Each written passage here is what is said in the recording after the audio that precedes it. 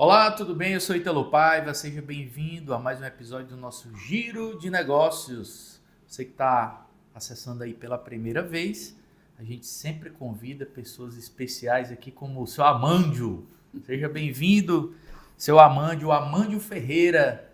O seu Amândio, um empresário aí bem conhecido na cidade, né? Multi-empresário, vários negócios, né, seu Amândio? Vai já contar pra gente. E seja bem-vindo, seu Amândio. Muito bem, muito obrigado pelo convite, Ítalo e Ricardo. É um prazer atender o chamado de vocês. Espero poder acrescentar aí, dentre os inúmeros podcasts que vocês fizeram, acrescentar algo interessante, de importante para as pessoas que irão ouvir, para as pessoas que assistem e que possa servir, né, de útil de um modo geral. Beleza, seu Amândio, muito obrigado, a gente agradece, né? Eu e o Ricardo. E você que está assistindo, né? Complementando, seu Amândio, a gente sempre convida pessoas relevantes, gestores, empresários, né? Pessoas que estão, de alguma forma, contribuindo na economia do Estado, né? Do Brasil. A gente já fez podcast, seu Amândio, na Argentina, na Europa. Dessa vez, quando a gente for agora para o Vale do Silício, vai gravar lá com empresários lá também. Isso é muito interessante, lógico, né? claro. Para trocar experiências. Não só aquele cara que só fala vitória, que acertou em tudo, mas os erros também, acertos, tudo é importante e contribui, né? De repente alguém está ouvindo aí pega uma... Ixi, rapaz, eu ia cometendo esse erro aí, mas aí eu vi lá no podcast, fiquei alerta, né, seu Amândio? Pois, seu Amândio, eu queria iniciar perguntando para o senhor se o senhor é aqui de Fortaleza ou se o senhor veio para cá, né? Se o senhor é do interior do Ceará e veio para Fortaleza. Fale um pouco desse início, dessa sua trajetória, um pouco da sua família. Se seu pai era empresário, comerciante, ou o senhor foi a primeira pessoa que desbravou isso.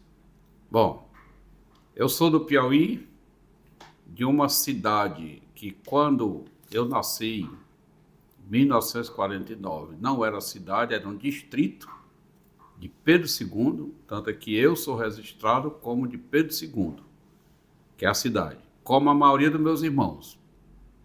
Uma cidade que não tinha nada, só tinha muita gente, assim, toda a família tinha 10 meninos, 11 meninos, e nós não fomos o contrário. Eu tenho, do meu pai com minha mãe, nós foram 13, hoje somos 11 vivos, aí meu pai ainda migrou aí para outras fontes de produção, né? Teve mais 7 ou 8, então na verdade eu tenho aí em torno de 19 irmãos, né?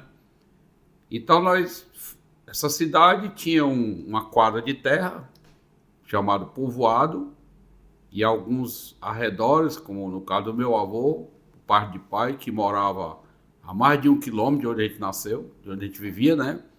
E basicamente não tinha nada. Meu pai era agricultura, era pesca, agricultura, algum comércio, dependia muito de Piripiri, eram os abastecimentos, quase todo mundo ia toda semana para Piripiri. Bem humildezinho, né? Mas só tinha um carro, era um senhor que fazia o transporte. No inverno não podia ir toda a vida porque os rios enchiam e não tinha ponte, aí o carro não passava. E a gente, menino, né, lá se divertindo e trabalhando. Meu pai sempre foi muito, hoje podemos dizer assim, muito empreendedor. Naquela época ninguém nem sabia o que definição era, né, porque não existia essa palavra. E ele tinha uma pequena mercearia, mas ele arrendava terras para cortar carnaúba, fazer cera, para plantar. Foi caixeiro viajante. Dentro do que ele tinha conhecimento, ele desenrolava. Então nós fomos nascidos desse ambiente, muita gente, e teve a iniciativa dele, graças a Deus, que em 1958, acho que motivado pela seca e pela visão que ele teve de que precisava sair de lá, aí nós fomos para Campo Maior, do Piauí, né? Campo Maior é um lugar já grande, hoje deve ter uns 100 mil habitantes, na época acho que tinha mais ou menos isso. A minha cidade, o meu município, o distrito era tão pequeno que quando virou cidade tinha 5 mil habitantes, hoje tem 4. Então, para vocês terem uma ideia, já faz mais de 20 anos, né, que lá virou cidade. Porque é realmente pequeno. Aí nós fomos a Campo Maior. O senhor volta lá de vez em quando, seu Amândio? Faz uns 20 anos que eu fui lá. porque a última vez que eu fui, eu fiquei até com pena do pessoal de lá, que eu tenho muito parente lá. Lá todo mundo é parente, né? Era da maneira como eles viviam. Todo mundo dependendo de uma aposentadoria, de um emprego da prefeitura, alguns com comérciozinho ali de sobrevivência, agricultura pouca, porque lá chove pouco. E aí essa era a realidade. Quando nós fomos para Campo Maior, não foi diferente. Apenas nós estávamos na cidade maior. Meu pai começou logo um comércio. E foi todo mundo, seu amor? Todo mundo. Ele levou 20 pessoas, 15 pessoas. Exceto um irmão que morava com meu avô, que não, meu pai não quis levar logo. Depois ele foi e depois voltou para o interior, porque ele não se adaptava na cidade, não. E que foi criado pelo meu avô materno, paterno, aliás. Em Campo Maior, meu pai botou um armazém com o dinheiro que ele tinha da mercearia que ele vendeu lá no interior. Comprou 3 sacas de milho, botou no chão, porque o dinheiro não dava mais nem para comprar embalagem. E aí, com 10 anos, para sintetizar, ele era o maior comerciante de Campo Maior. Na área de cereais, compra de couros e pele, babaçu, tucum, mamona, algodão. Total. Praticamente do zero. E uma porrada de filho para criar. E todo mundo lá dependia dele de comer e dormir e vestir, né? Aí, alguns... Amanda, hoje o pessoal tem 1, 2 e ainda acha pesado. Acha pesado, né? Naquela época, eu sempre digo assim, nós não fomos criados, nós fomos só alimentados, né? Porque a criação era ração mesmo. Pronto. Aos 12 anos, eu comecei a trabalhar com meu pai. Quando eu cheguei em Campo Maior, eu tinha 9, 49 para 58, e aos 12 eu comecei a trabalhar com ele. O senhor era um dos mais velhos? Eu sou o sexto, do meio. Do meio, Subindo e descendo, eu sou o sexto. Porque nesse hall tinha 9 homens e 2 mulheres, né? Aí o meu irmão mais velho veio para Fortaleza para trabalhar com um empresário daqui, já falecido, mas muito conhecido, chamado Etevaldo Nogueira Lima. Só que ele foi trabalhar em Tabuleiro do Norte, que eles tinham uma fábrica lá. E eu fiquei logo cedo trabalhando com meu pai. Meu pai viajava muito para Fortaleza para fazer negócio com o Etevaldo e captar dinheiro para poder manter o negócio dele lá em Campo Maior. E eu ficava lá tomando conta uma semana, né, sozinho. Essa prosperidade, seu Amândio, porque é muito importante esse início, para as pessoas não saberem que o Amândio já nasceu com tudo pronto, né? Não nascemos, muito pelo contrário, nós não nascemos com nada pronto. A única coisa pronta que tinha lá em casa era menino mesmo, né? Só que quanto tempo ele demorou para chegar e se estabelecer e conseguir colher frutos? Nós chegamos em Campo Maior em 58, em 66 a gente veio embora para cá. Em 8 anos ele era o maior comerciante de lá. Porque naquela época as concorrências eram menores, muitas coisas não tinham em determinada cidade, mas ele era muito danado, então ele fez todo o negócio dele com Fortaleza, né? Ele foi o primeiro homem a comprar um Jeep do ano lá em Campo Maior, né?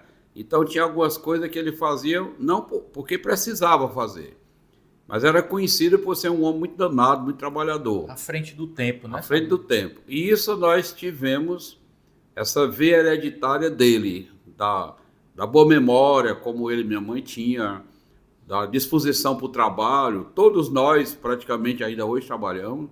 Eu tenho um irmão com 80 anos que todo dia ele vai para o comércio dele. Eu tenho uma irmã com 80, vai fazer 81, que ela tem um comércio lá em Campo Maior. Foi a única que ficou em Campo Maior, hoje mora lá. Então, assim, vem dessa origem, uma origem muito humilde. Esse legado, né? Nós nunca passamos necessidade de alimentação, porque ele sempre teve esse cuidado. Mas nós não tínhamos posse.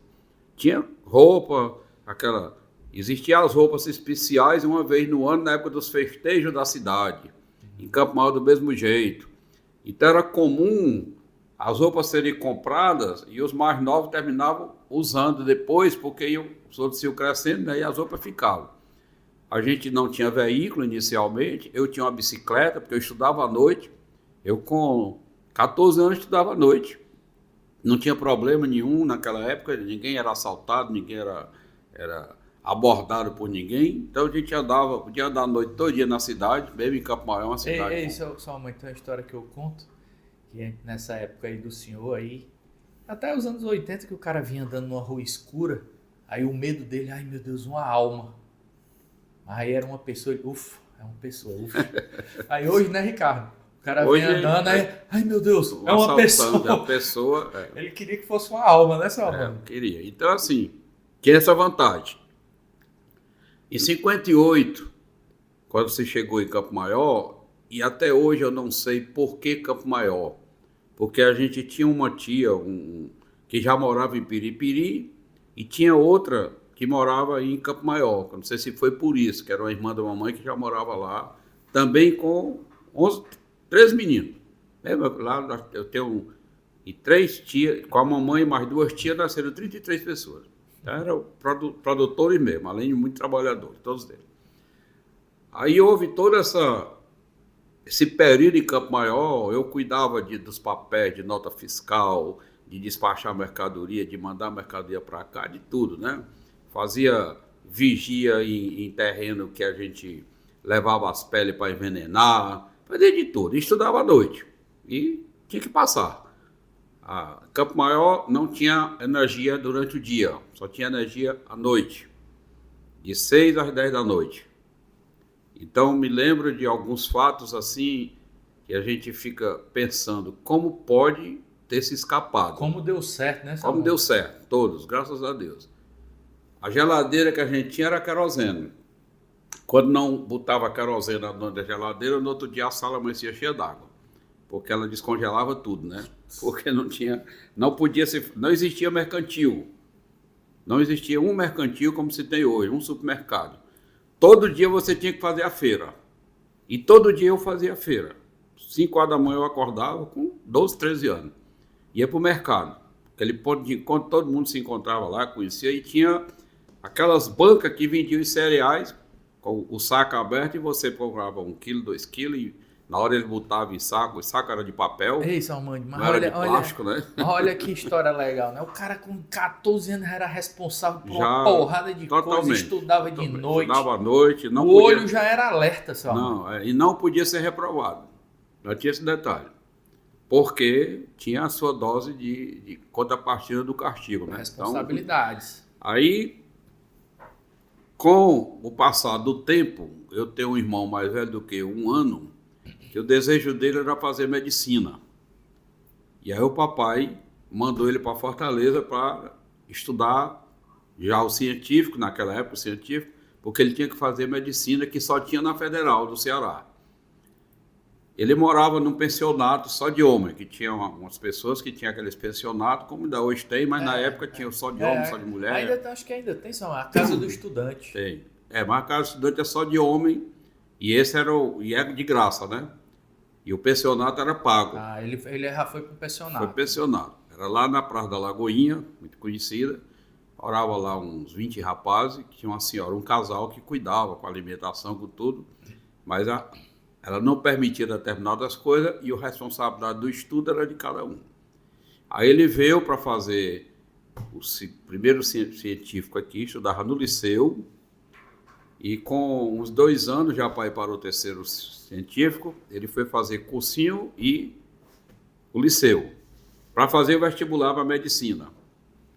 Aí começou a ficar muito caro, e nós precisávamos também continuar os estudos.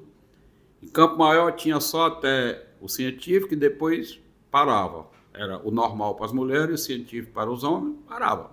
Ou ia para Teresina, que tinha 2 ou 3 cursos superior, não tinha medicina, ou mais, naquela época mais como era direito.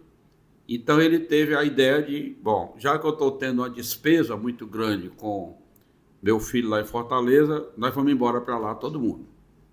Também não sei se a motivação foi essa ou porque ele também queria ver um horizonte novo para todo mundo. Aí nessa onda, seu Armando, ele vende tudo lá, casa, comércio. Pronto. Como eu trabalhava com ele, veio todo mundo. Eu me lembro, em 66, nós chegamos aqui. E ele ficou. Ele só veio 1 ano depois. Porque aí ele foi procurar botar um negócio aqui e se desfazer do de lá, né? Nós moramos 8 anos em Campo Maior, 7 anos a gente morava em casa alugada. Cada vez mais longe.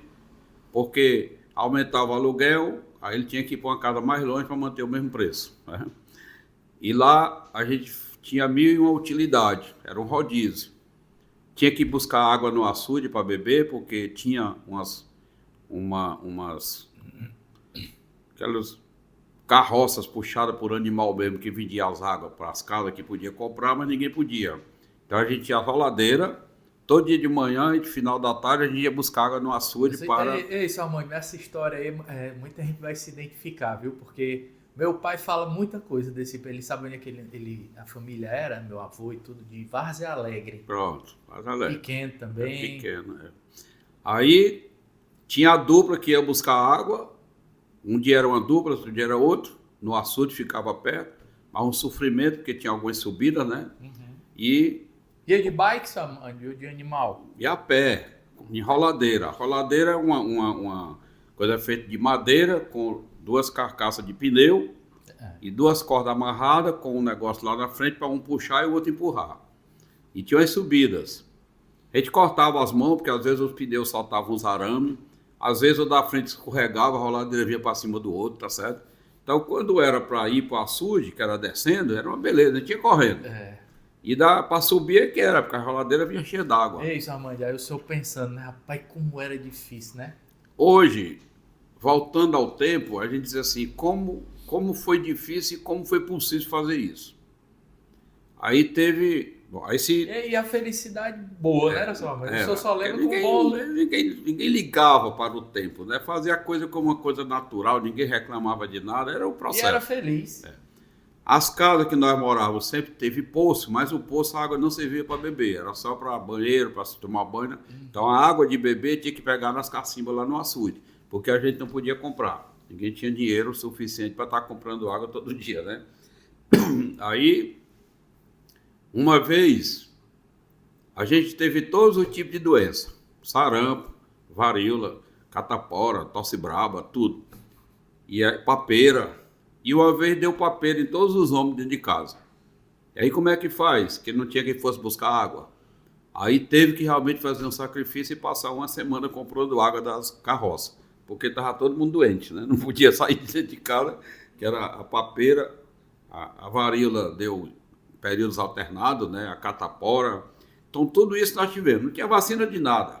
E escapava todo mundo, acho que por obra de Deus mesmo, do Espírito Santo... Quando tem que ser, né? As coisas acontecem, hoje a gente se lembra sempre como pode, né? E a gente fica vendo assim, a gente tomava banho de chuva, a gente entrava no barreiro, a gente tomava banho de açude, ninguém adoecia, ninguém tinha uns resfriados. Quer que o senhor vê tudo isso, Armando, hoje em dia, que ele fez tão forte, né? Rapaz, foram assim, as ideias que ele teve de sair do olho d'água. Meu pai só tinha o primário, mal assinava o nome a gente só sabia que era a assinatura dele porque a gente conhecia. A minha mãe do mesmo jeito, mas minha mãe era uma seguidora, para onde ele ia, ela ia. Apoiando ele toda hora, né? E aí foi a ideia dele sair de Domingo Mourão, hoje, né, que na época era Olho d'Água, ir para Campo Maior e depois vir para Fortaleza, que já era uma cidade muito grande para a gente. A gente chegou aqui assustado. Eu vim no caminhão, porque aproveitou a minha vinda, porque eu vim depois dos outros, né? 2 meses depois. Um caminhão carregado de produto nosso. Então, quando eu entrei ali pela Mr. Raul, que hoje Mr. Raul Bezerra de Menezes, que era estreitinha, quando eu vi as instalações da Cione, que já tinha, né? Tomei um susto. Para mim, tudo era um negócio... Uma indústria, né? Eu digo, isso aqui é que é o mundo. Eu digo, aqui... Aí... Fomos morar numa casa própria, imagine, na Aldeota. Quer dizer, saí, no ano que ele comprou uma casa em Campo Maior, a gente veio embora para cá. Nós só tivemos o prazer de morar uns 6 meses na casa própria lá, viemos embora. Então, para nós, era um salto de qualidade muito grande. Uma casa própria na Dom Joaquim, ali perto do Colégio Militar, né? Com telefone, mas ninguém tinha televisão. Ou uma coisa ou outra, né? Então, eu sempre digo assim, a gente assistiu telecalçada, telejanela, televizinha e depois televisão. Porque a gente assistia no vizinho na calçada, depois ele permitiu a gente ir para a sala e depois a gente comprou uma televisão, né? Então, Aqui ele foi comerciante também, só, mas foi. ele já Aí começou ele tendo empresa. deixou o ramo que a gente tinha lá em Campo Maior e botou um armazém de cereais na Governador Sampaio. Vendia tudo que era de caixaria, de cereais, arroz, feijão, leitinho, sardinha, tudo, né? O senhor foi E ele trabalhar com ele? vendia, não. Ele vendia muito para feirantes, então ele saía de casa muito cedo. 4 horas da manhã ele já saía. No dia de feira para pegar o dinheiro da turma da feira, né? Que comprava para pagar depois. Os clientes dele. Como o comércio lá não dava para absorver a gente, aí quando Por que não dava? porque ele estava começando, né? E ele não veio de imediato, ele só veio um ano depois.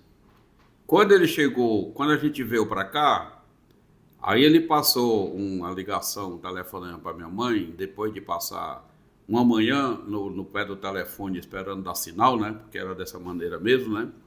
O telegrama passava, era 3 dias para o telegrama chegar, né? Então, ele passou uma ligação para a mamãe dizendo assim: mande o Amândio em tal local, que era numa loja que tinha de um senhor de Campo Maior, que vendia material para indústria de calçado, para sapateiro de modo geral, gerenciado pelo genro do dono.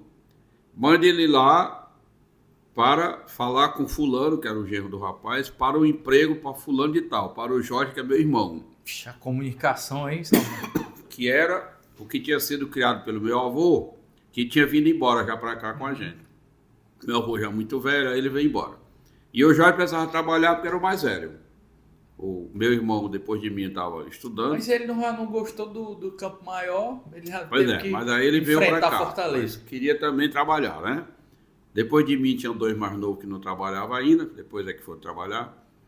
Aí a mamãe me deu o endereço e eu fui atrás desse emprego. Fala lá com o Zé Antônio, que foi depois dono da Secrel, foi muito conhecida.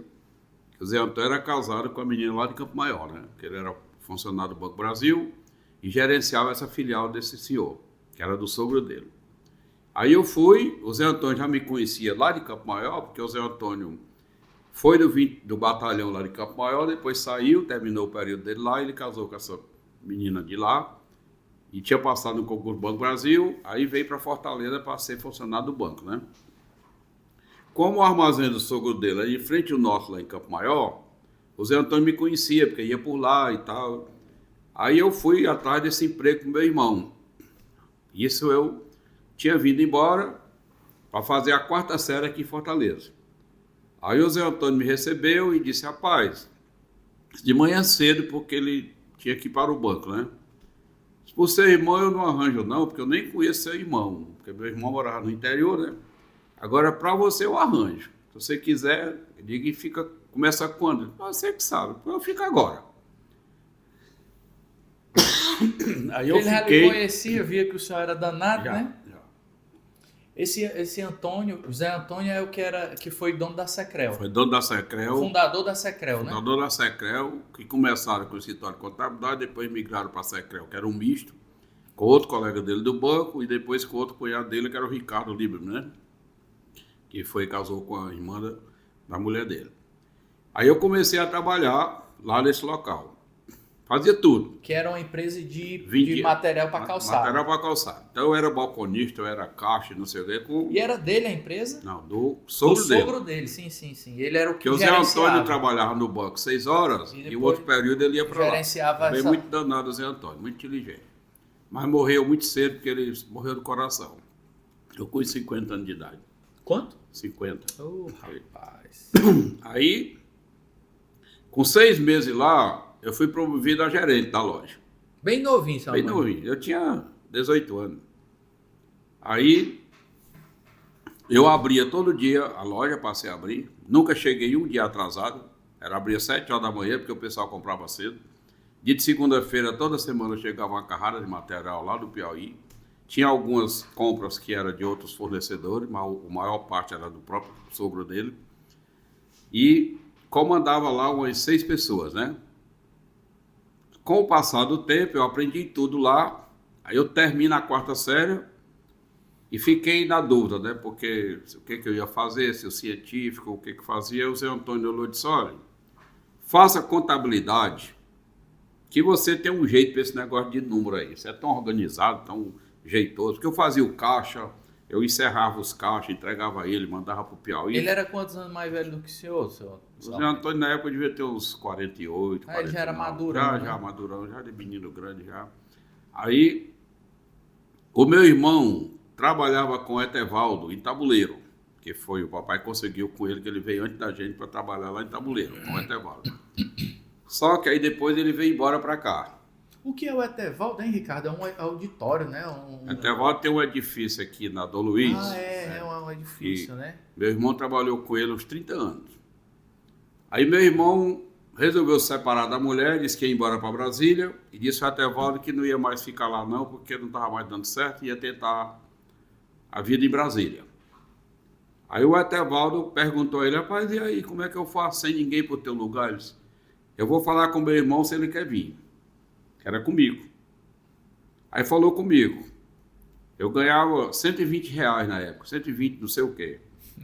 Sabe, mãe, de lá tu vai ganhar 200 conto. Eu digo, rapaz, pelo amor de Deus, eu vou da hora.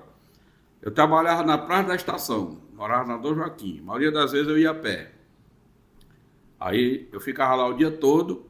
De noite eu vinha a pé até a idade da criança, pegava o ônibus, porque eu estudava na Vila Zoraide, ali, onde era a N antigamente, Coelce, né? Pronto. E vinha de ônibus até a Policlínica, que hoje é o Apvida, e chegava em casa às 11 horas da noite. Tudo aqui pelo centro, né? Comia alguma coisa para 6 horas acordar para ir trabalhar. E aí eu digo, tá, é feito. Aí fui trabalhar com o Etevaldo. Falei com o Zé Antônio, ele disse, não, pai, sem problema. Você pode ir, dar um jeito, resolve. Aí fui trabalhar com o Etevaldo. Para explicar como eu entrei nessa onda de contabilidade. Aí eu estava fazendo já o primeiro ou segundo ano, acho que o primeiro de contabilidade. Estudava à noite, né? Aí eu saí da Vila Zoraide e fui estudar no Carlos Carvalho, já no primeiro ano, que era na Praça dos Voluntários. Por incentivo lá do Zé Antônio. Incentivo do Zé Antônio. Aí comecei a trabalhar com o Etevaldo. Só um segundo, viu, seu Amândio?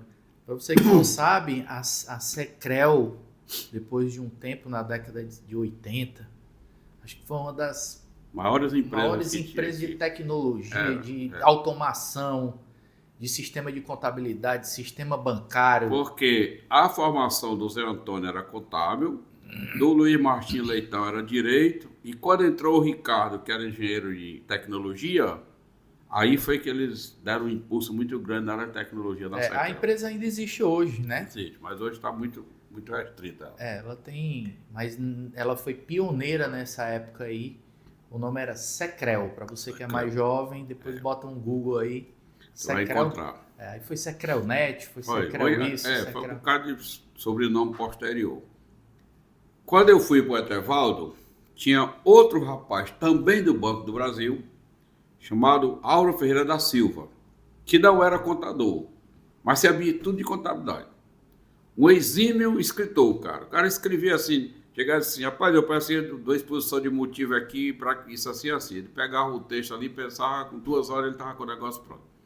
A justificativa das gerências da agência central aqui do Banco do Brasil, tudo ele que fazia, que o superintendente pedia. Cara altamente inteligente. E ele dava assessoria a algumas empresas no Ceará, contábil, depois do banco. Etevaldo, JB de Saboia, pessoal da Inels, um bocado de gente boa, gente grande já na época, né? Aí eu fui trabalhar no Etevaldo, o Álvaro sendo assessor. Tinha um senhor que cuidava da contabilidade dele, chamado senhor Pereira. E aí, como meu irmão não estava mais no interior, o Pereira viajava toda sexta-feira para Tabuleiro do Norte, levando dinheiro em sacola para pagar os algodoeiros lá que lá era a indústria de algodão. Ia de ônibus. Tá? Ia de ônibus. Então isso ele já fazia há algum tempo. Nisso o Etevaldo admitiu um diretor lá para ajudar nas coisas, chamado Tarcísio Amora. E eu ajudava o Pereira, ficava às vezes à noite trabalhando lá com ele. Numa das viagens para Tabuleiro, o Pereira morreu. O carro virou, o Pereira morreu. Pereira tinha 50 anos com o Etevaldo. Aí o Etevaldo se Braço apavorou. direito do Braço homem. direito. Ah, eu vi agora, Alves, quem é que vai cuidar das coisas aqui? Aí o Álvaro olhou assim e disse, Etevaldo, o Amândio. O Amândio disse, pode deixar que eu abono aqui o serviço dele. Aí o Etevaldo me chamou e disse, você vai ficar aqui, porque já era pertinho de casa, né? Onde hoje é o Centro Cultural da Gondomar, e eu morava na Dom Joaquim, então era muito bom. Aí eu... Esse Etevaldo era um empresário bem sucedido, Muito né? bem. Foi deputado federal, foi deputado estadual, muito bem sucedido, muito sabido, muito danado, muito trabalhador. Aí eu fui aumentado de 200 conto para 400. Rapaz. E quanto tempo, sua mãe? Pouco tempo? Um ano. Rapaz. Agora eu enrico, né? Aí passado um ano dessa aventura de eu assumir, o Álvaro tinha um escritório com a tia dele. Nas horas vagas ele ia por lá. Que era um bom escritor, Bom, né? muito bom. Ele era um cara para fazer ofício, né? Tudo ele fazia com uma facilidade muito grande. Aí o Álvaro me convida para ir para o escritório dele. Digo, Álvaro, e aqui no Etevaldo? Deixa que eu resolvo. Eu resolvo com o Etevaldo. Digo, vou na hora. Eu tinha 20 anos. Aí eu fui para o escritório do Álvaro com a tia dele. Tinha que comprar umas coisas, eu comprei e o Álvaro disse que me garantia a prestação do que eu tinha comprado para ficar pagando. E eu trabalhava à noite para poder sobreviver, né? Fazendo serviço extra, para quem aparecesse, o Álvaro tinha muito serviço extra. Aí com um ano que eu estava lá, começou a dar problema com a tia dele, o Álvaro disse, rapaz, não dá certo não. Eu vou lhe dar 10 empresas, você se incomoda ou não. Aí foi quando eu fiquei só. Foi daí que surgiu, não o primeiro nome Secran, foi com outro nome, mas foi quando eu comecei sozinho em contabilidade. O nome dele é Álvaro? Álvaro Ferreira Viana. Álvaro. Não, Álvaro Ferreira da Silva. Pois é, e essa empresa dele era uma empresa legal, estruturada? Não, era só ele, a tia dele e uma secretária, e ele precisava de mais alguém para ajudar. Foi quando eu fui. Pois é, mas ele lhe chamou para o senhor sair lá do Etevaldo, porque ele precisava de gente no escritório dele. O senhor viu vantagem nisso? Vi porque eu queria aprender. E no Etevaldo eu estava só numa empresa. Eu queria aprender outros ambientes. O senhor viu que não dava muito para evoluir, né? Só lá não, porque tinha uma atividade específica. E lá no escritório dele tinha várias atividades. Foi onde eu vi a oportunidade de fazer mais coisas, né? De aprender a área de setor pessoal, setor fiscal, contábil. E era justamente o que o senhor estudava e tinha visão, né? Aí eu digo... Legal. Aí eu já tinha decidido que eu queria mesmo era contabilidade. Que ano isso, seu Amante? O senhor lembra? 70, mais ou menos. Por aí, 71. Foi por aí que eu tinha terminado o curso técnico. Aí quando o Álvaro me deu essas empresas, eu fiquei só. Aí eu disse assim, eu quero ter uma grande empresa de contabilidade. Porque eu vi que aqueles escritórios pequenos não davam. Tinha muito serviço, mas era você só. O senhor era um pouco maduro, o senhor já tinha uns 30 anos. 21 anos. Quando eu fiquei sozinho, eu tinha 21 anos. Pronto. Meu primeiro cliente assim maior... 20 anos. Que hoje tem 53 anos de existência, faz 53 anos que ele é cliente da Secran. Nós fizemos um podcast um dia desse com ele, que é a construtora Granito. Faz 53 anos que ele é cliente nosso. Foi o primeiro cliente? Não foi o primeiro, foi um dos maiores, né? Deu assim um impacto quando eu fiquei só, né? Porque aí chega um cliente bom, né? Aí melhora. Aí eu vi que não dava para me ficar sozinho. E aí é onde entra a história da coragem que você tem que ter para dividir. Não adianta. É aquela história assim, é melhor ter 10% de 50 do que 1% de 100. Né? Então, rapaz, não dá para ficar só. Aí eu arranjei um sócio para a gente crescer. E crescendo. Aí ele tinha um bom relacionamento e tinha muita coisa, um cara muito bem visto. Lá, que era inclusive lá de Campo Maior, um rapaz novo também. Jonathan, vê o Cappuccino, ficou pronto? Tá vindo já? Aí o negócio desenvolveu. Mas a gente começou a migrar para a área comercial, que não era muito o meu forte na área do comércio em si, de comprar e vender. Mercadoria e tal, eu era mais de comprar e vender serviço. E ele era mais da área de comprar e vender mercadoria. Aí nós fizemos um acordo que ele ia ficar com a parte comercial, que tinha 2 lojas, e eu ficava só com o escritório. E o que era essas lojas, seu Amândio? Eu não entendi. Venda de material de sapateiro também. Mas já no outro segmento mais evoluído. Isso aí foi depois que o senhor ficou com esses clientes? Eu fiquei sozinho Ah. e vi que não dava para ficar só. Ele também era contador, mas não prático, tinha pouco. Tinha o curso, mas nunca tinha exercido. Ele era um bom vendedor. Aí ele veio para ser sócio comigo. Ele tinha um bom relacionamento com as indústrias de calçado. Pois é, aí foi um negócio à parte que vocês botaram? Não, contabilidade. Ele veio para ser sócio da parte de contabilidade. Ele tinha um bom relacionamento com as indústrias de calçado. Trouxe muito cliente da área de calçado. Ah, entendi. O Pra foco gente. sempre foi contabilidade, porque Pronto. eu entendi Aí aqui nós que o senhor tinha um ficamos- negócio de Só calçado. que ele gostava muito da área de comprar e vender. E ele tinha um bom relacionamento com alguns curtumes do Brasil. Pode trazer, Isabela. Porque ele vinha originário. Muito obrigado. Isabela aparecer aqui, dá uma alô, Isabela. Ele tinha uma origem que ele era do curtume carioca. Muito bom, obrigado, Um Isabela. dos maiores curtumes de Prova aí, vê se está do seu gosto dos aí, maiores sua curtumes do mãezinha. Brasil. Eu vou vir gravar mais vezes aqui. É, sim. Aí ele vinha com essa formação do curtume carioca e conhecia muita indústria de calçado. Então trouxe muita indústria de calçado para o escritório, Entendi agora. para fazer contabilidade. Então a gente ganhou muito dinheiro, muita gente com serviço atrasado e tudo, mas ele não se identificava muito com a área contábil. Ele era mais comercial mesmo. Aí nessa história, Relacionamento. ele conseguiu uma representação de um curtume de Juazeiro da Bahia, curtume Capelo.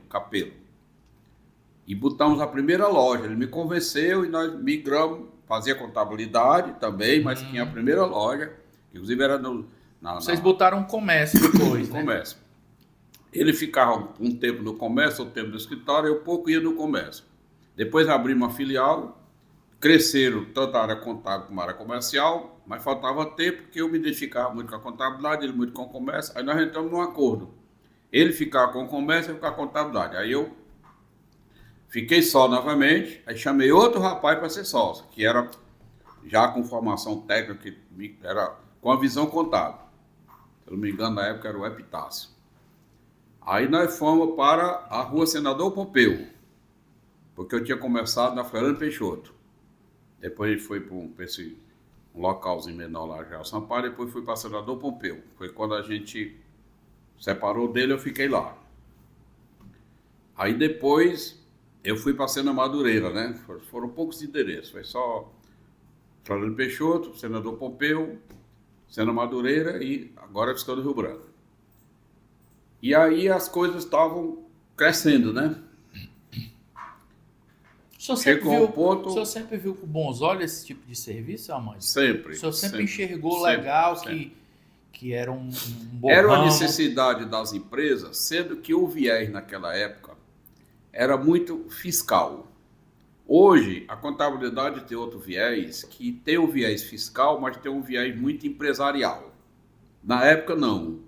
A contabilidade não era vista como um viés empresarial, mas sim um viés contábil, um viés fiscal. Era só A para pessoa fazia para atender para a lei ter nota, fiscal e para tal, assim. não cometer erro, para não receber multa.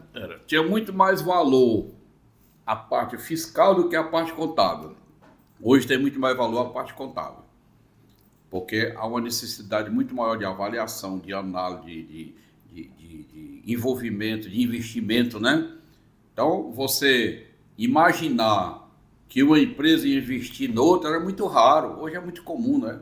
Fundos de investimento nem existia. Se tinha, ninguém tinha conhecimento. Mas eu gostava muito de criar umas coisas assim, de pensar um pouco diferente, graças a Deus. Acho que motivado pelas ideias do meu pai, que sem saber por que a gente fazia, né? Então eu tinha fazia diferentes com relação ao serviço, de chegar primeiro com a informação, porque não tinha internet, não tinha e-mail, não tinha celular, só era telefone fixo. Eu me lembro que eu fui tirava férias, eventualmente, muito raramente, né? Uma semana na Praia da Baleia, e lá não tinha telefone na praia, tinha no lugarzinho chamado Barrento. Aí toda tarde eu vinha em Barreto para ligar do posto do telefone para o escritório para saber que tinha me ligado para dar um retorno. Aí eu passava umas 2 horas lá no posto de telefone, todo dia. Aí nisso eu levava a semana toda lá na praia, né? Porque da praia mesmo ninguém podia ligar. Então assim, olhando toda essa história, as coisas mudaram para melhor e muito melhor. Muito melhor. Foi quando surgiram os fax, a internet, os e-mails, e as coisas foram melhorando. E hoje a gente diz assim, será que a gente sobreviveria se voltasse tudo atrás? Sim, mas ia ser um mundo muito pequeno. Limitado, né? Muito limitado, limitadíssimo. Então, Samuel, tem uma história muito legal que a gente sempre escuta, né? Que hoje os principais profissionais da contabilidade de Fortaleza, pelo menos, né? Já passaram pela Secran. Boa parte, né? Pois é, fala aí o que é que o senhor acha disso, fala alguns nomes aí Então, assim, de gente boa aí. A gente tinha uma necessidade porque existia poucos escritórios e era o chamado escritório de contabilidade, não era empresa de contabilidade. Era aquela coisa que a pessoa tinha para sobrevivência. E eu não tinha essa ideia. Eu queria ter uma coisa que tivesse um suporte de empresa. Eu digo, olha, nós damos emprego, nós corremos risco, nós somos igual a toda e qualquer empresa. Por que é que isso aqui não é empresa? E eu difundi muito essa ideia quando eu presidi o Conselho de Contabilidade, que as pessoas acabassem com aquela ideia do escritório, da minha empresa de contabilidade, a minha empresa, porque era uma visão já enraizada através do pessoal mais do sul, que a gente convivia muito, que tinha que acabar com essa história de escritório, que sempre traduzia uma coisa pequena. Eles lá já estavam avançados, né, no pensamento. Estavam muito mais avançados. Já via vocês como consultoria, uma empresa de verdade, né? Com 26 anos de idade, eu fundei uma entidade, a Associação dos Técnicos de Contabilidade, para suprir um espaço que existia, porque a ideia das pessoas tinha uma associação dos contadores e a gente era um mix de contador e técnico. Tinha técnico, tinha contador e eu só era técnico. Eu só vim fazer a faculdade com 50 anos de idade. Eu terminei com 50 anos. E eu fiz 16 vestibular para entrar na faculdade. Porque eu era insistente, né? Não era inteligente, mas eu era insistente, né? Uma hora ia dar certo. Uma hora ia dar certo. Nem que fosse por quantidade de vestibular, eles iam me chamar, né? Rapaz, esse cara aqui tá... Eu entrei. Esse cara aqui quer muito. Pronto. Com a fundação dessa entidade, e eu sempre reforço para os colegas, para os meus sócios, atualmente nós somos mais 4 sócios, somos 5, né? Uhum. Pessoal, não tem uma coisa melhor na nossa atividade, talvez em todas, a maioria, o relacionamento. Eu fiz relacionamento... O network, né? Network. Na época, era amizade, né? Fazia amizade. Hoje é a palavra network. Mas antes era os amigos. Eu fiz network, amizade, no Brasil todo. Por quê? Com a fundação da entidade, eu fui ser membro do Conselho de Contabilidade, eu fui ser membro do Conselho Federal, então eu viajava o Brasil em eventos. Eu sempre gostei muito de eventos, de cursos, eu gostava de estar presente. Que era exatamente aí que você não ganha nada, mas você ganha amizade, você ganha a possibilidade de alguém resolver um problema para você. Ganha sim, viu, seu amante? Ganha autoridade. Todo o cara mundo, vê como um cara especialista, um cara atualizado, né? Eu fui vogal da Junta Comercial, eu fui do contencioso do Estado, eu fui do contencioso da Prefeitura. Bom, nessa história toda, aparece um concurso da Prefeitura para ser auditor fiscal e eu faço e passo. Eram 11 vagas, eu fui o 11º. E olha a importância da faculdade aí, viu? Na época, era nível médio o concurso. Ah, é? A faculdade vem depois? Na época, eu era nível médio. Foi o último concurso da Prefeitura de nível médio. O último. Aí eu fiz e passei. Passei o último lugar. Mas importava que eu fui chamado. Era 11, eu fui o 11º. Eu só fui ser contador, na expressão da palavra, que é o que faz a faculdade, quando eu tinha 50 anos, que foi em 1999. Eu nasci em 49, né? Eu já tinha sido do Conselho, já tinha sido do Federal como técnico, já era auditor fiscal da Prefeitura. Aí eu me candidatei à presidência do Conselho. Aí ganhamos a eleição. Aí eu fui ser presidente do Conselho de Contabilidade como contador, porque só podia ser presidente como contador. E fui, depois do mandato, eu saí em 2001, 2005, eu fui ser conselheiro do Federal como contador. Então eu fiz o percurso de ida e de volta, como técnico e como contador, né? Porque existia a coragem, o não medo, porque é um ponto importantíssimo e que hoje ainda conta muito, e quando eu vejo uma pessoa nova, daquelas que não vê o problema, mas vai atrás da solução, eu aplaudo muito, porque sempre foi dessa maneira. Sempre vão ter pessoas com medo, sempre vão ter pessoas corajosas. E os corajosos são muito mais propensos a resolver a sua vida do que os O medrosos. senhor consegue identificar? Eu diria assim, muito assim perto da gente, o Ananias é um cara corajoso, certo? O Gustavo, também é meu sócio, é um cara corajoso. Porque são pessoas que a gente viu nascer ali com uma estrutura que não tinha muito probabilidade de dar certo, mas vão atrás. Esforçados, né, Samuel? E eu defini muito cedo, aí eu vi com o senhor lá de Campo Maior, que quando eu chegava na coletoria para fazer o despacho das mercadorias, ele dizia assim: fulano, atende logo aí esse menino, porque senão ele não deixa a gente trabalhar. Que eu ficava mexendo em tudo quanto era de coisa lá, perguntando para que serve isso, para que serve isso, para que serve aquilo. Por que tem que vir aqui com essa nota fiscal para despachar? Por que não vai direto, sabe? E aí eu defino o seguinte: é mais fácil um burro corajoso vencer do que um inteligente preguiçoso. Porque o burro corajoso, ele termina adquirindo a inteligência, ele termina conseguindo pelo esforço. Eu não me defino como uma pessoa inteligente. Eu me defino como uma pessoa que eu não tenho medo de conversar com ninguém, eu não tenho medo de enfrentar problema. Eu sempre encaro que todo dia vão ter problema. Eu digo lá no escritório assim: quando eu vou dormir, que não tem 10 problemas já agendados para o dia seguinte, eu não durmo bem. Porque eu me motivo em procurar as soluções, porque você aprende. Você aprende diante dos problemas e aprende com as pessoas às quais você está convivendo para encontrar a solução do problema. E fortalece a Então, casca, né? Eu vejo assim... É isso, Almandinho, fortalece o couro ali, o né? couro. Nós temos exemplo de cliente nosso, o mais recente, que é uma história assim maravilhosa, que se um dia vocês puderem convidar para um podcast, que é o CEO da Brisanet. Ele não tem uma formação acadêmica, ele tem um curso de técnico em Eletrônico. eletrônica por correspondência. Por correspondência. Do tempo Pronto. do curso por revista, né? Ele tinha 18 anos, botou o motor na bicicleta e disse que era para vender água com a bicicleta motorizada, lá no interior do Ceará.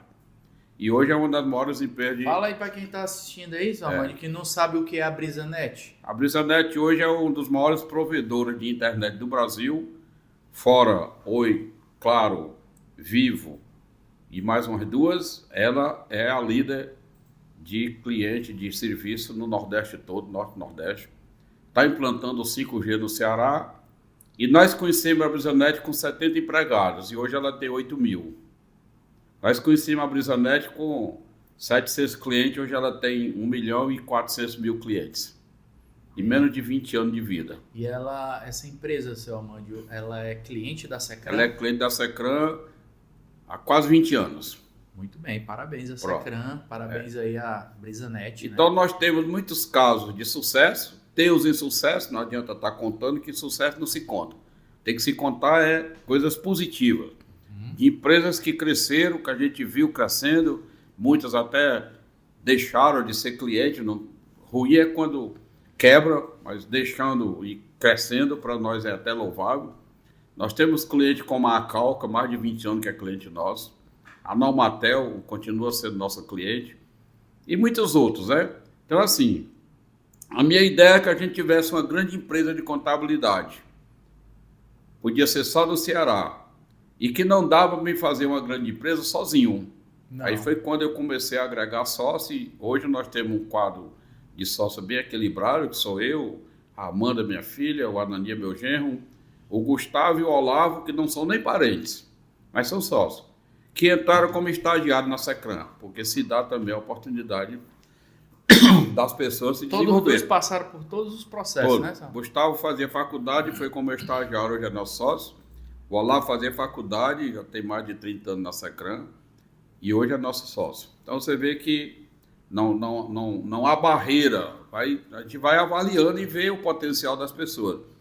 E eu digo assim, ninguém está proibido de fazer tudo isso. O mundo está aí, as portas estão abertas. Com certeza. Caso semelhante ao nosso, tem 1 bilhão de pessoas que fizeram a mesma coisa com sucesso, tudo. Depende de você querer fazer. Hoje eu tenho 75 anos, mais de 50 de profissão, porque eu comecei muito novo, mais de 50. Já sou aposentado da prefeitura como auditor fiscal há mais de 10 anos.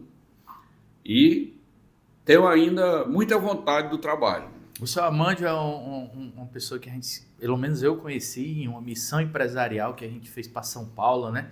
E o que me chamou a atenção, seu Amandio, foi a sua energia, a sua vontade de aprender o que cada palestrante lá estava falando. O senhor era um dos primeiros que sentava lá na frente e não tinha esse negócio de cochilar, de conversa paralela, não. Era o seu Amandio, ó, prestando atenção, perguntando perguntas dentro do assunto e difíceis, não era só, mano? Era, porque... Assim, eu, rapaz, que caba danado aí, ó.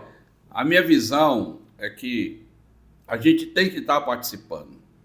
Só em ir já é um esforço, mas você tem que participar.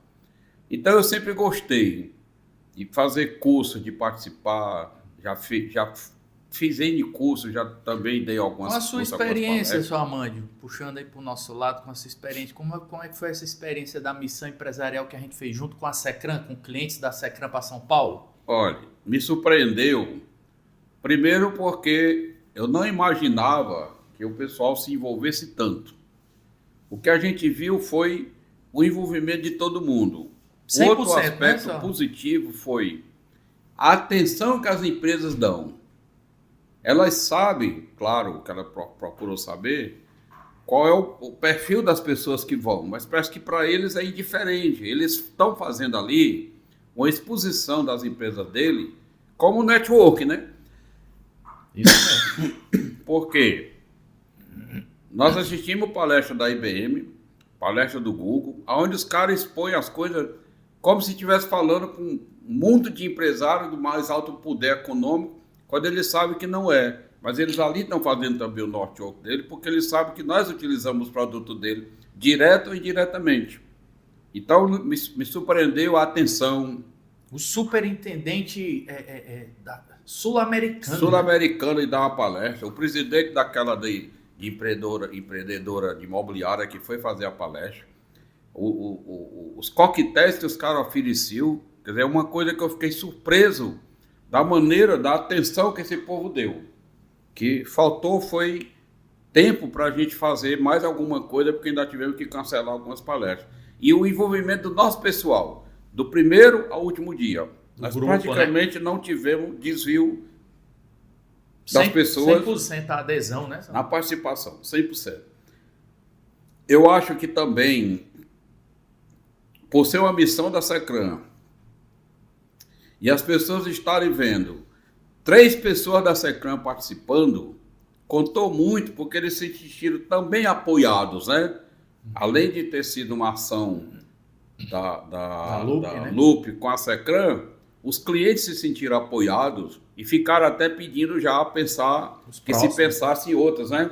Não, então, vocês ali foram a locomotiva. Foi muito positivo esse assunto, muito positivo essa missão. Você, o senhor, né, o Ananias, a Amanda, vocês ali foram a locomotiva do grupo, né? Vocês puxaram muito bem, motivaram eles a acordar cedo, a estar ali, né? E eu sempre, nas campanhas que a gente fazia do conselho, muitas vezes as pessoas interrogavam, mas como é que tu consegue tanta energia? Eu acho que a nossa origem, né, ser do Piauí, aquela vontade de vencer, que sempre está achando que tem que fazer algo mais, né? Nossa hereditariedade, né? Meu pai e minha mãe eram pessoas muito dispostas de acordar cedo, trabalharem muito. Eu diria, não eram inteligentes, mas eram muito práticos, né? Que é o que eu gosto de ser também. E isso chega um momento que a gente começa a ver que a pior coisa é o tempo passar e você se acomodar. Aí você está se autodestruindo. É. E eu não gosto. Então, assim, eu fui muito tempo auditor fiscal, contador, conselheiro do CRC, e depois eu saí da área classista e fiquei mais centrado na Secram, me aposentei da prefeitura, e fiquei procurando coisas que eu pudesse empreender que desse resultado. É o que eu ia perguntar agora, seu Amante. Fala um pouquinho das suas outras atividades, né? Pronto. Aí eu comecei a procurar coisa que eu pudesse empreender, mas que desse resultado. Porque eu sempre defendi que empresa é para dar resultado. Negócio de empresa Se para não está crescendo, não está morrendo, tá né? morrendo. Então hoje eu tenho uma empresa de construção, eu faço construção de casa para vender, casas dentro do projeto de Minha Casa Minha Vida. Terminamos de construir 20 casas, estamos vendendo, mas já começamos outro empreendimento e devemos começar outro daqui a um mês. Estou fazendo uma casa também muito grande lá na cidade de Alfa também para vender, né? Tenho um projeto de energia solar, eu tenho 6 usinas de energia solar e estou tentando aí para montar mais 6 dentro da empresa para fazer a contribuição com o mercado. Mas é para ter renda, para dar lucro. Não é uma necessidade financeira, isso eu quero deixar bem claro. Chega um ponto que você, como empresário, como pessoa, como profissional, que não há mais essa necessidade do recurso financeiro. Não que o senhor seja bilionário, Não, né? mas assim, dentro daquilo mesmo. que a gente imagina, a gente já está no lucro, né? Como a gente diz. Mas é a vontade de não estar parado. Eu não consigo. E eu acho que, enquanto a gente tem disposição e saúde, a gente tem que contribuir, dando emprego, tendo renda, fazendo alguma coisa. Então eu tenho essas atividades, tenho uma atividade imobiliária de aluguel de imóveis, é bem menor, mas mais imóvel próprio, porque o profissional liberal, ele não tem muito o que deixar como herança para a família, porque o conhecimento é difícil você transportar, né? A energia depende da hereditariedade de cada um, do sangue que cada um pega, mas você tem que não deixar o comodismo tomar conta. Eu podia muito bem, pai, tá bom, eu estou aposentado, já tenho aí a Secram, já dá para viver. Não, eu não consigo. Isso é um pouco de todos meus irmãos. Todos eles têm atividade, mesmo aposentado. Eu tenho um irmão com 80 anos que todo dia vai para a empresa dele. Uma irmã com 81 lá do Piauí, todo dia vai para a empresa dela, tem uma loja lá e tal. Então, isso faz com que a gente tenha mais preocupação, sim, mas tem mais ocupação. Esse aí, então, seu Amante, digamos que seja aí o combustível para o senhor estar vivo e ativo e forte, né? Fora o que eu sempre digo assim, aquele mote de que está na melhor idade não é tão bem assim, porque vem a melhor idade, que seria uma referência a você ter a tranquilidade da vida, mas vem também a experiência e tudo, mas vem também as doenças, né? Então, assim, nós temos as limitações por algumas doenças, mas você tem que combater tudo isso se ocupando, produzindo. Isso faz você esquecer muita coisa. Então, isso é o remédio aí, né, seu Amante? Para solucionar muitas doenças e problemas. Porque eu atribuo o quê? A pessoa que chega a determinada idade, que naturalmente vai ter aquelas doenças chamadas doença da idade, que se não se ocupa, ele tem muito mais doença, porque ele não tem o que pensar. É remédio, é pensão, é aposentadoria e doença. Certo? É verdade. Se você está ocupado, isso passa o dia, você nem se lembra. Fica de lado ali, o cara nem lembra, né? Quando menos espera, o dia terminou.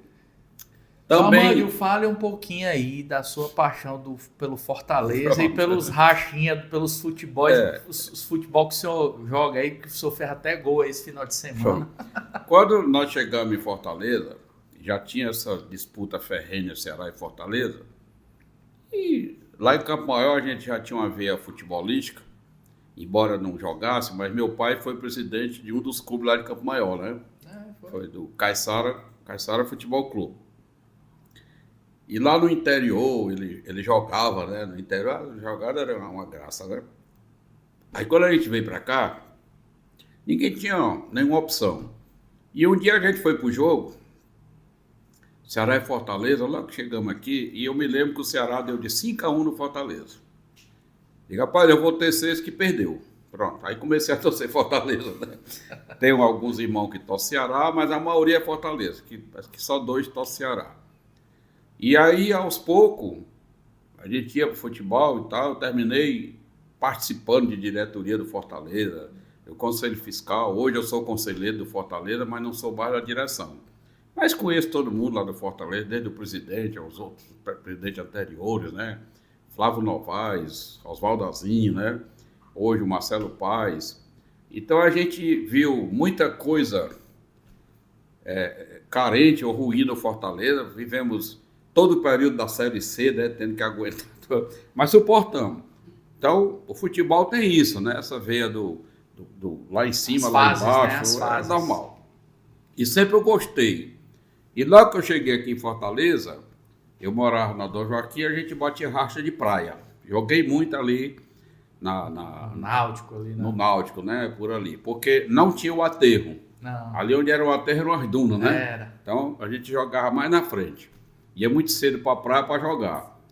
E depois eu fui morar na cidade dos funcionários. E era bom, não era? Não, Era bom demais. Não tem coisa melhor do que um racha na areia da praia, bom né? demais. Aí depois eu fui morar na cidade funcionária e começamos a rachar de campo. Então eu devo rachar de campo aí desde os 22, 25 anos de idade. Hoje em dia o senhor ainda joga quantas vezes por semana, sua mãe? Tem semana que eu jogo todo dia, de segunda a domingo, porque eu tenho um sítio lá em Horizonte e lá fizeram uma areninha. E eu falei com o pessoal lá, a gente conseguiu um horário de domingo de 16 às 18 horas. Tá reservado para você. Como né? sempre eu vou para lá, de 16 às 18 horas a gente joga. Mas quando eu estou mesmo mais disposto, às vezes não dá, porque tem viagem, tem compromisso. Mas ainda ontem eu joguei, hoje eu não vou, mas amanhã eu já vou, né? Ontem já fiz gol, ainda faço os gols. Tem essa vantagem que, com a idade, as pessoas têm um pouco mais de cuidado na disputa das bolas, né? O senhor aproveita. A gente aproveita, né? Então, assim, algumas horas critico, outras horas elogio, e você não pode estar se preocupando. O que você tem que entender é o seu limite. Cara, não dá mais para você dar as carreiras que eu dava com 20 anos, 25 anos de idade, né? No começo, até os meus 50 anos eu jogava na defesa, hoje eu jogo lá no ataque, né? Porque se corre menos, né? Ficou lá na frente. Então eu gosto muito do futebol, gosto muito de assistir. Priorizo assistir o jogo do Fortaleza, mas assisto também o jogo do Ceará, porque quando está jogando um de fora com o Ceará, eu torço pelo Ceará, não nego não, porque eu não vejo sentido você ir para o estádio, não vou ao jogo do Ceará, claro, mas se ele está jogando, eu assisto e não vou torcer contra, porque eu acho que é um pouco de radicalismo você ainda está sendo contra, também acho, mesmo porque você não gosta, não. Tem pessoas que já dirigiram o Ceará, o Robson dirigiu o Ceará, que tem uma empresa de contabilidade. Seu amigo, né? Foi meu contemporâneo lá no Conselho de Contabilidade, tá certo? Ele foi presidente, eu fui conselheiro. Então, assim, eu acho que essa convivência futebolística tem que se saber levar, para não se criar atrito. E graças a Deus, eu não consegui criar nenhum atrito, porque a boa convivência é que faz o ambiente, é que você tem que saber construir seu ambiente com uma boa convivência. Então, eu convivo muito bem com todo mundo lá do meu time, do Fortaleza. Hoje eu não estou indo mais ao estádio porque é muito complicado, demora às vezes um jogo à noite. Amanhã vai ter um jogo 9h30 da noite. É tarde. Terminar quase meia-noite, aí é complicação. Mas assisto. Eu tive a sorte, né, de ir ao estádio e encontrar o senhor. Foi, eu estava lá. Sou conselheiro do Fortaleza, eu sou conselheiro. Já fui da mesa diretora do conselho, já fui presidente do Conselho Fiscal do Fortaleza. Mas hoje estou só como conselheiro mesmo. Como torcedor, tá, né? Como eu fui de entidade de classe há muito tempo, tá bom. Hoje a minha prioridade mesmo é a Secran, porque eu ainda quero que ela cresça. Às vezes as pessoas perguntam qual o limite. E empresa não tem limite. Você não pode limitar uma empresa. Você não pode ficar pensando que vai botar uma empresa e com 30 anos você está... Bom, agora eu vou me afastar, me aposentar. Não, isso são coisas meio utópicas.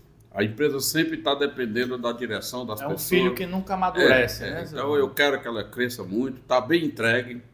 Hoje eu diria que se eu resolvesse sair da Secram, ela continuaria plenamente. Eu acho que eu acho não, eu tenho certeza que isso é uma boa estratégia, né, seu Amanda, de dar oportunidade de sócios, né? Claro, claro. Eu tenho, Isso jovens, né? eu tenho, Jovens é, para eu você. tenho aos poucos me saído, mas não com nenhum propósito de me afastar definitivamente enquanto eu estiver podendo contribuir. A minha visão, que eu sempre digo para ele, no momento que eu sentir que eu estou atrapalhando, eu mesmo saio. Porque aí não tem mais sentido também você ser um problema na empresa. Você tem que estar, no mínimo, não aumentar o problema ou arranjar ou ser a solução do problema. Isso mesmo. Mas, por enquanto, tem um hall de cliente que a gente atende, a gente viaja bastante para atender os clientes. E é isso que faz essa motivação, e é isso que justifica a vida. Não adianta ficar pensando, mas eu tenho que me divertir porque eu vou morrer. Não, morrer todo mundo vai, então não adianta. Você se divirta da maneira que você gosta. E o meu maior divertimento que eu gosto é estar trabalhando, é estar sendo útil. Para mim, Produzindo, né, seu Amanda? tá louco, rapaz. Para mim é assim, a coisa mais útil que eu acho, na minha visão. Não estou dizendo que para as pessoas, todo mundo tem que ser dessa maneira. Na minha visão, o meu grande investimento é eu poder estar sendo útil no trabalho. Contribuir, né, seu Amanda? Contribuindo com o trabalho. E o empresário que não gosta de problema, tá errado, né, seu Amanda? Se A ideia você é não resolver... tá problema, eu diria assim, vai ser empregado, mas empregado também tem problema. Então não vai ser nada. Não quer problema? Me arruma uma rede, fica deitado lá e vai morrer de boca aberta lá, cheio de formiga, como dizia aquele menino compositor, né? Morrer com a boca cheia de... Acho que era cheia de formiga que ele falava, né? Seu Amandiozinho, eu queria dar esse presente pro senhor, pela participação, tá? Queria que o senhor pode abrir aí pro senhor ver se o senhor gosta da cor. Da cor, né? Se não for preto e branco, pois tá é. bom, né? Aqui é um planner também, uma agenda aí pro senhor que tá lá aqui na é um misto, né? É bom por isso, ele soube agradar pro dia, gente. Botou assim um azul quase preto, né? Um amarelo quase vermelho, aí, um branco, laranja. né? Então laranja, né? Bom, Ito, muito obrigado a vocês. Dizer que... Espero que o senhor tenha gostado do bate-papo, você que está nos assistindo. Foi ótimo, eu agradeço. Dizer que a Secram praticamente é parceira da Giro Cowork, da Lupo, porque a gente terminou tendo essa primeira ação com a missão e que marcou, né? Então, acho que aquilo que é bom, que é bem feito, pretendemos repetir, né? E a Amanda que cuida dessa área, mas eu acho que é uma boa ação que deve ser conservada, preservada. E nós é que agradecemos a oportunidade, ficamos à disposição. Eu sei que o tempo é pouco, mas a vida da gente não dá para se resumir em 1 hora, em 2 horas. Mas eu acho que um pouco da história que a gente pôde contar foi essa que vocês ouviram e eu espero que possa servir de motivação. E dizer para as pessoas que em momento algum você se sinta incapaz, você se sinta achando que não há solução. Para tudo tem uma solução. Tem um ditado que diz assim: dê tempo ao homem que ele encontra a solução para todos os problemas. Claro que, às vezes, o cliente quer que você resolva a coisa ali no pontapé do negócio. E, às vezes, você tem que dizer assim, calma aí que eu vou pensar aqui qual é a melhor solução para você. Claro. Porque uns a solução pode estar pronta, mas ele não sabe, nós sabemos. E outros a gente precisa construir uma solução. Então, dê tempo ao homem que ele encontra a solução para tudo. E eu espero poder ter contribuído aí com vocês nessa nossa conversa bem informal, mas muito bem produtiva. Pronto, o que marca então a nossa conversa, Amanda, é essa frase que eu gostei, viu? Dê tempo ao homem que ele acha a solução. Solução para tudo. Né? Então, seu Amanda, muito obrigado, né? Espero que você que está nos assistindo até agora tenha gostado. Uma história de superação, né, seu Amanda? Uma história de crescimento contínuo, uma história de que cada vez mais a pessoa deve buscar ocupação para a mente. Exatamente. Né? Buscar todo dia resolver problemas, ajudar as pessoas, né? Parabéns, seu Amândio, parabéns a Secram, todos os sócios, né? Pronto. E, mais uma vez, agradecer você que ficou até aqui conosco, né? Tudo é feito com muito carinho, né? Espero que a gente possa ter contribuído aí com algum conhecimento, alguma alguma parte aqui da história do seu Amândio. E até o próximo episódio. Valeu! Um abraço. Obrigado, seu Amândio.